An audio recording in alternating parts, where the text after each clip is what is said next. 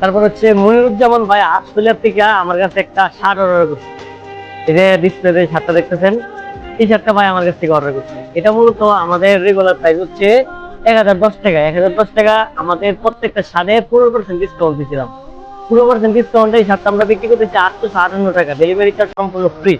কয়েকজন বলেন ভাই এত প্রাইস, এটা প্রাইস বেশি। এটা প্রাইস ভাই বেশি না, দেখা যায় কি কাপড়টা হচ্ছে সম্পূর্ণ ইন্ডিয়ান কাপড়। আর ইন্ডিয়ান কাপড়ের দাম গুলো কিরকম, এটা যারা ইন্ডিয়ান কাপড়ের শার্ট পরে তারা অবশ্যই জানে।